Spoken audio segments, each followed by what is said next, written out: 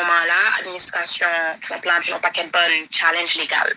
Donc, on connaît que, par exemple, aux États-Unis, pays États-Unis, pouvoir judiciaire, en fait, il y a jusqu'à 3 niveaux différents. Vous avez lower court, côté vous passez avant, par exemple, vous avez une plainte que vous voulez mener, que ce soit administration ou bien le traîneau la justice, en fait, c'est là où obligé de passer en premier dans le lower court. Donc, si pour une raison ou pour l'autre, l'offre passe dans le lower court, ou pas satisfait de résultat, quel que soit parti, plaintif là, ou bien monde qui peut te plaindre, monde qui peut te plaindre, ou bien monde qui est accusé, le capable de monter dans sa les cours d'appel, puis allemand des cours d'appel fait une révision de décision que tu prends dans le lower court. Donc, différence qui gagne entre lower court avec cours d'appel là. Lower court c'est un seul juge qui est en délit. Cour d'appel, c'est 3 juges qui sont dans des lits. Et puis, il y a une dernière instance là, qui c'est Cour suprême, ça joue les hautes cours là, qui gagne 9 juges qui révisent les décisions. Et bien, haute Cour suprême dans les mêmes, ils révisent les décisions. Cour d'appel te prend pour lui, ouais, est-ce que justement, il y a raison, il assurer que justement, ils suivent la Constitution. Donc, par rapport avec le programme CHNVA, moi, je vais laisser faire un timeline event pour nous comprendre comment nous faire arriver côté que nous arrivons là. Donc, nous connaissons que le président Biden, par executive order, il a créé le programme CHNV1 en 2022. Et bien, il suit collé jusqu'à 2024. Et puis, l'administration Trump vient de monter, il n'est pas d'accord avec le programme là, il trouve que le programme là était unlawful et que le président Biden a abusé de pouvoir exécutif, etc. Donc, par rapport avec ça, il a utilisé même executive order authority que Biden a gagné pour camper le programme CHNV1. Donc, camper le programme CHNV1 en soi, c'est ça, le président Trump, lui-même que le fait, c'est camper nouveaux bénéficiaires appliqués, c'est-à-dire utiliser forme I-134 là, pour être capable de sponsoriser nouveaux sponsor, pas de utiliser forme I-134 là encore, pour être capable de sponsoriser bénéficiaires, pour être capable de rentrer aux États-Unis. Donc, c'est ça, executive order, président Trump mettait en place là, t'es venu fait. Donc, par rapport avec ça, t'es qu'il y a une application qui était là déjà. Executive order a pas trop, en fait, impacté l'application qui était là déjà. Il juste mettait en pause sur le programme là en soi, aucun autre, pas recevoir aucun autre document, de pas process ça là déjà parce que tu as investigué par rapport avec fraude. Donc, par rapport avec ça, quelques mois après, THS vient décider, il n'y a pas traiter aucun dossier qui était en attente. Donc, c'est ça qui fait un paquet de bonnes bénéficiaires de venir recevoir des séries de notifications sur le compte USCIS qui dit que les dossiers ne pas traiter encore programme parce que le programme n'a pas traiter dossier encore. Donc, ça n'a pas aucun rapport toujours avec décision que le Cour suprême prend. Donc, par rapport avec ça, après que DHS fait ça, DHS avancé dans l'autre step, côté DHS décidé qu'il va révoquer parole tout bénéficiaire qui était rentré aux États-Unis. Et bien, cette décision, ça qui peut le faire que Haitian Bridge, avec l'autre organisation, traîner l'administration Trump la justice. Donc, il n'y a pas un paquet de bons arguments, je ne vais pas entrer dans le détail, nous sommes capables d'aller toujours sur page moyen, vérifier publication que je fait, parce que je toujours prendre le soin de breakdown, argument de parti. Mais, il a traîné justement l'administration Trump précisément DHS avec Homeland Security, pour dire que justement, ils ont abusé de pouvoir et que normalement, Powell supposé bail on a case by case, ça veut les cas par cas, même gens tout leur révoqué Powell, supposé faire on a case by case, ou supposé garder chaque cas, chaque monde pour révoquer Powell. Ça que DHS pas fait, ils juste voyaient une masse notification, ils camper Powell, tout le monde, et puis tout le monde en seule date d'expiration pour quitter 24 avril 2025. Et bien, cette décision, ça que justement Haitian Bridge avec une autre organisation qui traîné DHS la justice pour lui. Et bien, qui côté où tu traîné DHS la justice, tu traîné DHS la justice dans Massachusetts, Boston, qui c'est tribunal côté question, était assigné à juge Indira. Donc, juge Indira lui-même, dossier, ça que pour nous comprendre, dossier pour nous classer. Ça que je dit par classer, c'est-à-dire que le juge est délibéré, il dit, il y a une partie qui a raison, il y a l'autre partie qui a tort, etc. Case closed. Mais le juge Indira peut arriver dans le niveau ça. Ça que pour nous comprendre, c'est que le par exemple, un dossier arrivé à la justice, dépendamment de dossier, le dossier arrivé, c'est quelqu'un qui t'a pas impacté directement par rapport avec décision qui te prend, juge là a autorité pour lui émettre sa relation stay. Ça que nous-mêmes nous capables de traduire dans notre créole, nous, on pose. Donc, juge Indira, comme capable d'expliquer ça, dans l'audience préliminaire, voilà, dans l'audience préliminaire, le attendait deux parties, argument deux parties, juge Indira avait conclu que argument Haitian Bridge a plus poids, Haitian Bridge avec monde qui était impacté par décision DHS, tu as subi des séries de pertes colossales, immédiates, irréparables. Donc, par rapport avec ça, juge Indira dit, OK, m'a mettre un pause sur des décisions administratives, ça à côté prend pour camper parole tout le monde. Pendant que le dossier il a traité toujours et m'a continué dans des arguments venir avec preuve, venir avec dossier administratif pour capable analyser le dossier en profondeur. Mais pendant que m'a analysé là, moi pas accepter que vous mettez fin à parole tout le monde. Donc c'est ça en fait c'était l'alité. Donc c'est ça que pile monde a célébré dans mois avril là justement le DHS te fin prendre décision et de te venir joindre pause ça. C'est ça really un relief. Donc par rapport avec ça, tout le monde connaît une possibilité pour retourner au travail, une possibilité de kembe quand travail parole, une possibilité de kembe statut parole. Au-delà de 24 avril 2025, si toutefois parole pas expiré déjà. Donc, m'espérer que jusque-là, nous allons suivre. Donc, là que justement, qu'on y a au fin de ça, DHS lui-même changé que moi, dit non, là, par exemple, pas d'accord avec décision juge dans lower court, là, capable de monter, non, cours d'appel. Et bien, justement, ça, DHS fait. DHS qui n'est pas d'accord avec décision c'était que juge Indira a accordé Haitian Bridge là. Il est monté dans le cours d'appel premier circuit parce qu'il y a 9 circuits. Chaque circuit, en fait, couvrit un nombre de states. Il faut couvrir entre 4 à 5 states. Chaque circuit, il y a un circuit qui couvrit plus, mais Boston est tombé dans le premier circuit.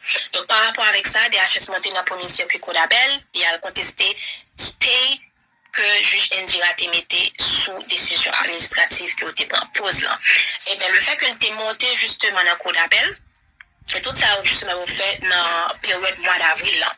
Donc là, que vous montez dans le cours d'appel, vous présentez même argument, vous dit que juge Indira n'a pas d'autorité pour limiter une pause nationwide, c'est-à-dire que il pas même mettre c'était là seulement dans district qui c'est Boston Massachusetts il allait au-delà de l'autorité il dit que injonction que mettait en ligne nationwide il abuser de l'autorité DHS a toute autorité justement pour camper Power Moon c'est qui était baillé c'est capable de prendre tout etc. Donc par rapport avec ça il m'a dit coup d'appel le c'était que juge Indira te bail Haitian Bridge justement. Et bien malheureusement, tu viens perdu dans le coup d'appel tout. Le coup d'appel, tu viens tendre arguments, etc. Le coup d'appel, tu décidé que tu as bien trop de monde impacté par rapport avec Stélan. Mais après, entrer dans le détail après. Sur ça, donc, un coup d'appel décidé pas accorder DHS stay que demandé. Parce que DHS, même ça que il fait justement tout, son stay que l'a demandé. L'a demandé, mettons, on pose sous décision juge Indira te prend. Donc, j'espère que nous suivons jusque-là. Et dans le fait que justement, coup d'appel refusé DHS, et bien DHS pas l'autre choix que monter justement PIO qui c'est Cour suprême.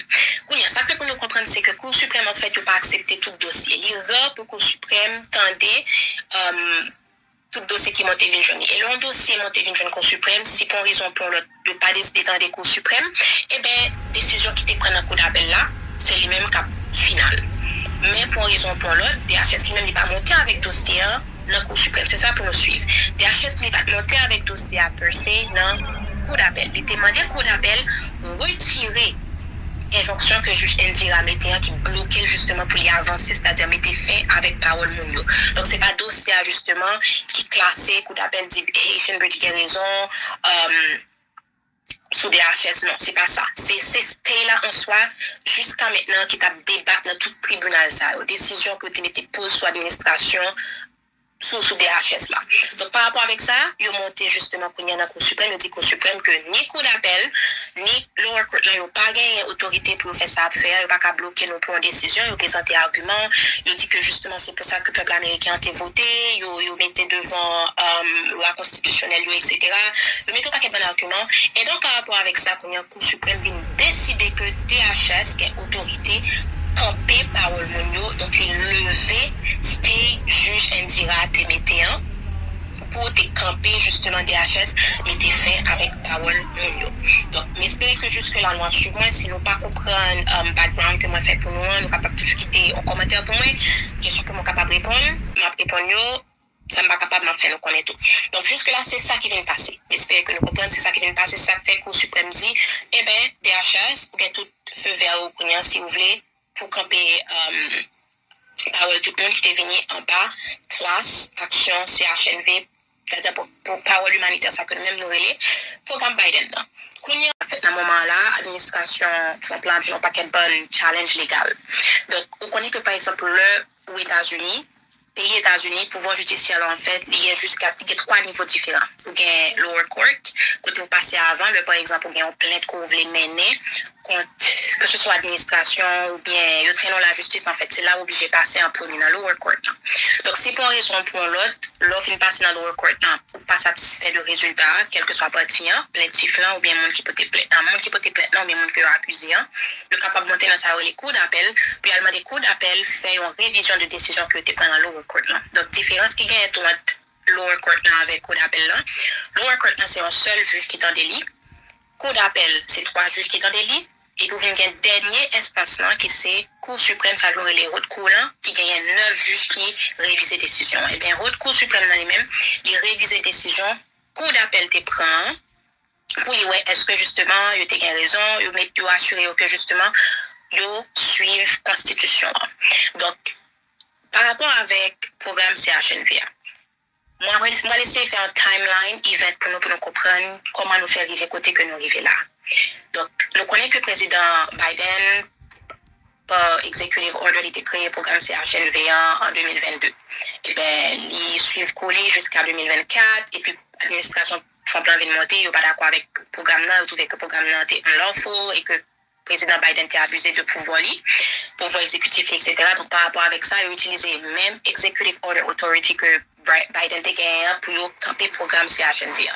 Donc, camper le programme CHNV1 en soi, c'est ça, le président Trump, lui-même que il a fait, c'est camper nouveaux bénéficiaires appliqués, c'est-à-dire utiliser forme I-134 là, pour être capable de sponsoriser nouveaux sponsor, yo pas de utiliser forme I-134 encore peut être capable de sponsoriser bénéficiaires, peut être capable de rentrer aux États-Unis. Donc, c'est ça, executive order, président Trump mis en place là, t'es venu fait.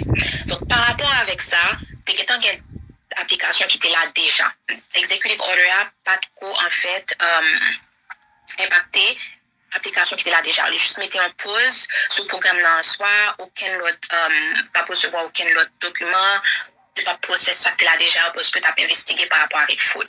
Donc, par rapport avec ça, quelques mois après, DHS vient décider de pas traiter aucun dossier qui était en attente. Donc, c'est ça qui fait un paquet de bonnes bénéficiaires de venir recevoir des séries de notifications sur le compte USCIS qui dit que le dossier pas pas traiter encore programme parce que le programme n'a pas traiter dossier encore.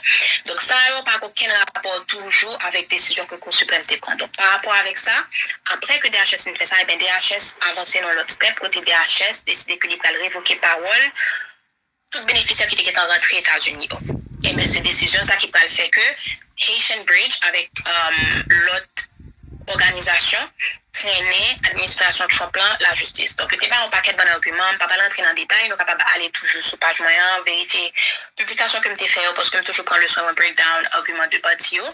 Mais il a traîné justement l'administration Trump précisément DHS avec Homeland Security pour dire que justement ils ont abusé de pouvoir et que normalement Powell supposé bail on a case by case ça les cas par cas même gens tout leur révoquer Powell supposé faire on a case by case ou supposé garder chaque cas chaque monde pour révoquer Powell ça que DHS pas fait ils juste voyons une masse notification de camper Powell, tout le monde, et puis tout le monde a une seule date d'expiration pour quitter 24 avril 2025.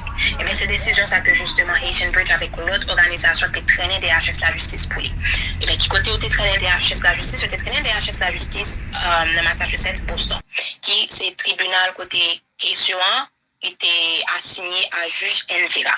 Donc, juge Indira lui-même, dossier ça que pour nous comprendre dossier pour trop classé ça que moi dit par classé c'est-à-dire que juge il délibéré il dit yon parti gain raison yon l'autre parti gain tort etc.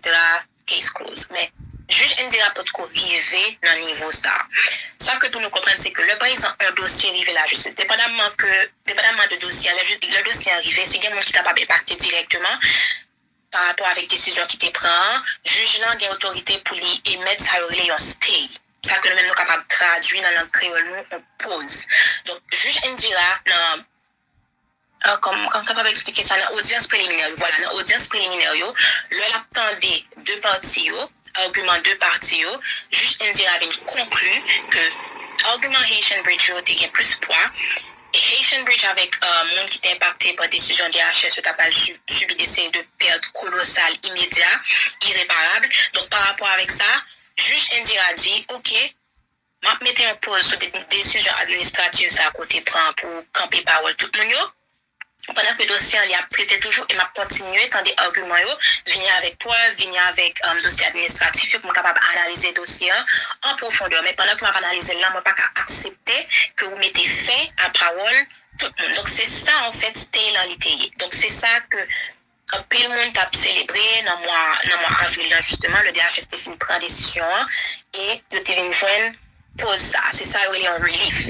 Donc par rapport avec ça, tout le monde connaît qu'il y a une possibilité pour retourner au travail, il y a une possibilité de kembe quand travail parole, il y a une possibilité de kembe statut parole au-delà de 24 avril 2025, si toutefois parole pas expiré déjà. Donc, m'espérer que jusque-là, nous allons suivre. Donc, là que justement, qu'on y a au fin de c'était ça, DHS lui-même changé que moi, dit non, là, par exemple, pas d'accord avec décision un juge dans le lower court, là, capable de monter dans cours d'appel. Et bien, justement, ça, DHS fait. DHS qui n'est pas d'accord avec décision c'était que juge Indira a accordé Haitian Bridge là, il est monté dans cours d'appel premier circuit parce qu'il y a 9 circuits. Chaque circuit, en fait, couvrit un nombre de states. Il faut couvrir entre 4 à 5 states, chaque circuit, il y a un circuit qui couvre plus, mais Boston est tombé dans le premier circuit. Donc, par rapport avec ça, DHS monté dans le premier circuit cours d'appel, il a contesté stay que juge Indira te mettait sous décision administrative qui a été en pause là. Et bien, le fait qu'elle t'ait monté justement dans le cours d'appel, et tout ça, justement, fait dans la période mois d'avril là. Donc là, que vous montez dans le cours d'appel, vous présentez même argument, vous dit que juge Indira n'a pas d'autorité pour limiter une pause nationwide, c'est-à-dire que il pas même metté c'était là seulement dans district qui c'est Boston Massachusetts, il allait au-delà de l'autorité, il dit que injonction peut mettre en ligne nationwide, il abuser de l'autorité DHS a toute autorité justement pour camper Power Moon, c'est eux qui te baillé, c'est eux capable de prendre tout, etc. Donc par rapport avec ça, ils ont demandé coup d'appel, le c'était que juge Indira te bail Haitian Bridge justement. Et bien malheureusement, tu viens perdu dans le coup d'appel tout. Le coup d'appel, tu viens tendre arguments, etc. Le coup d'appel, tu décidé que tu as bien trop de monde qui t'a impacté par rapport avec Stélan. Mais après, entrer dans le détail après. Sous ça, donc, un coup d'appel décidé pas accorder DHS stay que vous demandez. Parce que le DHS, même ça que il fait justement tout, son stay que l'a demandé. L'a demandé, mettons, on pose sous décision juge Indira te prend. Donc, j'espère que nous suivons jusque-là. Et bien, le fait que justement, coup d'appel refusé DHS, et bien DHS pas l'autre choix que monter justement PIO qui c'est Cour suprême. Ça que pour nous comprendre, c'est que Cour suprême, en fait, ne pas accepter tout dossier. L'IRA pour Cour suprême tendait tout dossier qui monte une journée. Et le dossier monte une journée Cour suprême, si pour raison pour l'autre de pas décider dans des Cours suprêmes, et bien, décision qui te prend dans coup d'appel là, c'est le même cap final. Mais pour raison pour l'autre, DHS lui-même n'est pas monté avec dossier dans le Cour suprême. C'est ça pour nous suivre. DHS n'est pas monté avec dossier à per se dans le cours d'appel. Il demandé au cours d'appel retirer injonction que juge Indira mettait qui bloquait justement pour y avancer, c'est-à-dire mettre fin avec parole Mounio. Donc c'est pas dossier justement qui classé, cours d'appel dit Haitian Bridge a raison, sous DHS, non, c'est pas ça. C'est là en soi, jusqu'à maintenant, qui t'a débattu dans tout tribunal, ça. Décision que tu mettais pose sur l'administration, sous DHS là. Donc par rapport avec ça, ils ont monté justement qu'on y a dans la Cour suprême, ils dit Cour suprême que ni Cour d'appel, ni lower court là, ils n'ont pas gagné autorité pour faire ça à faire, ils n'ont pas qu'à bloquer nos points de décision, ils ont présenté argument, ils ont dit que justement c'est pour ça que le peuple américain a été voté, ils ont mis devant loi constitutionnelle, etc.